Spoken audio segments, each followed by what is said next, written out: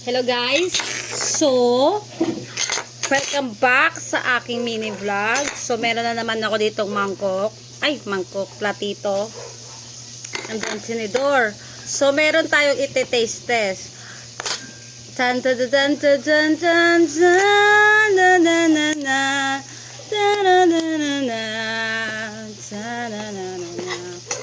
So, iti-taste test natin ang sweet treats. Ito Sinus sweet treats.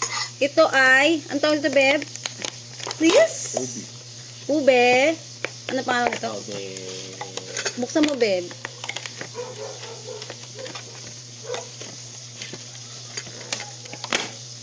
The struggle is real. Brazo de Mercedes. Oh! Brazo de Mercedes.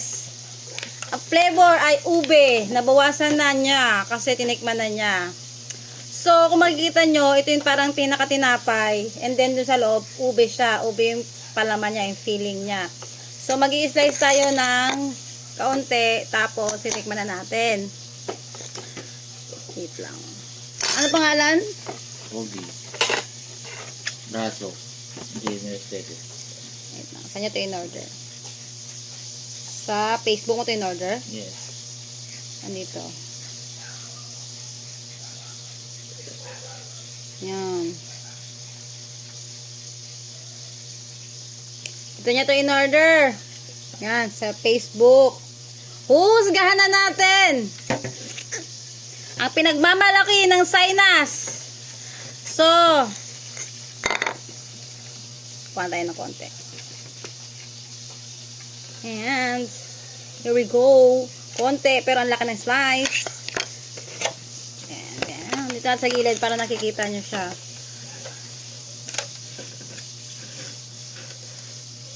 Baka mahulog naman. Duh! Perfect! So, here it is, guys. Una natin tikman, yung pala, syempre yung feeling, yung palaman. Ube talaga! Aha! Ito.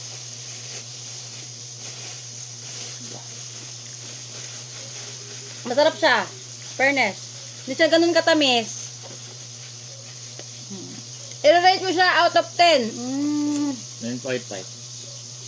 9.5. Siya, sa ang aking pinakamamahal na asawa, ang score niya ay 9.5. Ang rate niya ay 9.5 over 10. Ako, siguro mga 8 lang. Kasi hindi ako mahilig sa sa ube.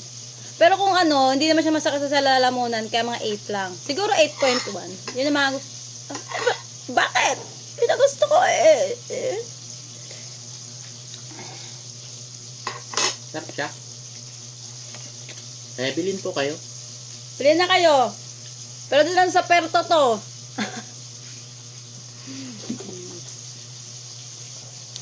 $260 siya. Kasama ng shipping. Ang delivery fee. Yes. Yon. $260 siya kasama ng delivery fee. Pero yung send via Gcash yung payment.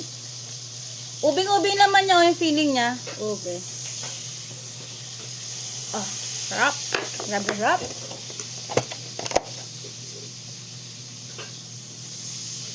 Bili na. Magano na ako na, mag-ASMR na ako dito. Mukbang.